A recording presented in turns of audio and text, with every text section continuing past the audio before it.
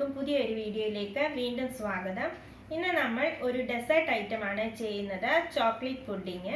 ഇത് ഗസ്റ്റ് ഒക്കെ വരുമ്പോൾ വളരെ പെട്ടെന്ന് തയ്യാറാക്കി കൊടുക്കാൻ പറ്റുന്ന നല്ലൊരു ഐറ്റം ആണ്. അപ്പോൾ നമുക്ക് ഇത് എങ്ങനെ ചെയ്യാമെന്നൊന്ന് കണ്ടിട്ട് വരാം.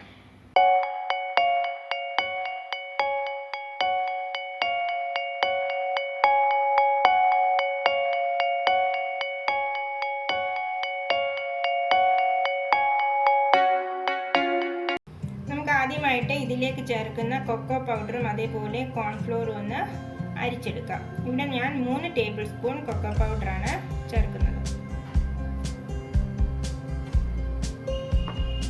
3 ടേബിൾ സ്പൂൺ കോൺഫ്ലോർ,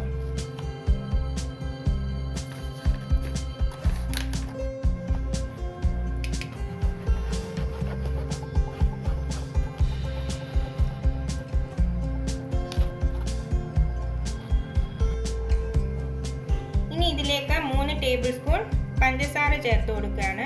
മധുരം അനുസരിച്ച് നമുക്ക് പഞ്ചസാരയുടെ അളവ് കൂട്ടി കൊടുക്കാം. കൂടുതൽ മധുരം വേണമെങ്കിൽ കൂടുതൽ പഞ്ചസാര ചേർത്ത് കൊടുക്കാം.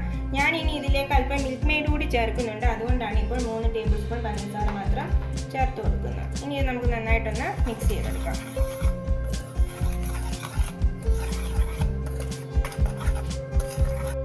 ഇനി ഇതിലേക്ക് കുറച്ചായിട്ട് പാലൊന്ന് ഒഴിച്ചു കൊടുത്ത് നമുക്കിത് കട്ട കെട്ടാതെ ഒന്ന് മിക്സ് ചെയ്തെടുക്കാം.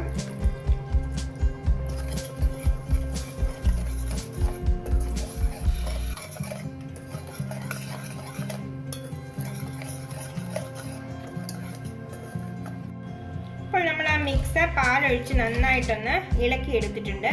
ഞാനിപ്പോൾ ഇതിലേക്ക് 1.5 കപ്പ് പാലാണ് ചേർത്തിരിക്കുന്നത്. അപ്പോൾ നമ്മൾ ആ മിക്സ് സ്റ്റൗവിൽ വെച്ച് കൊടുത്തിട്ടുണ്ട്. ഇനി ഇതൊന്ന് കുറുകി വരുന്നിടം വരെ നന്നായിട്ടൊന്ന് ഇളക്കി കൊടുക്കാം.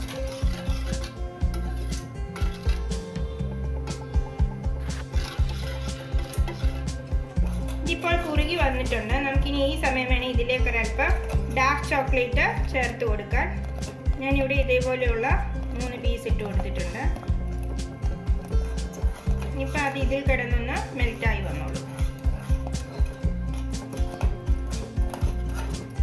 അതേപോലെ ഞാൻ ഈ സമയം തന്നെ ഇതിലേക്ക് കുറച്ച് മിൽക്ക് മെയ്ഡ് കൂടെ ഒഴിച്ചു കൊടുക്കുകയാണ്.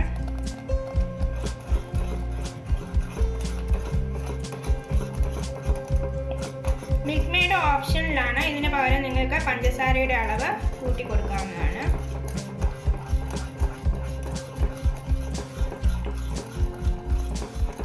ഇപ്പോൾ നമ്മൾ ചേർത്ത് കൊടുത്ത ആ ചോക്ലേറ്റ് എല്ലാം മെൽറ്റ് ആയിട്ടുണ്ട്. ഇതിപ്പോൾ കറക്റ്റ് പരുവത്തിലാണ്. നമുക്കിനി സ്റ്റവ് ഓഫ് ചെയ്ത് കൊടുക്കാം. ഇതേപോലെ ഒരു ട്രെയിലേക്കാണ് ഞാനിപ്പോൾ ആ മിക്സ് ഒഴിച്ചു കൊടുക്കാൻ പോകുന്നത്. ഇത് ഒഴിക്കുന്നതിന് മുമ്പായിട്ട് ഞാൻ ഇതിലേക്ക് അല്പം ബട്ടർ തേച്ച് കൊടുത്തിട്ടുണ്ട്. ഇനി നമുക്ക് ആ മിക്സ് ഇതിലേക്ക് ഒഴിച്ചു കൊടുക്കാം.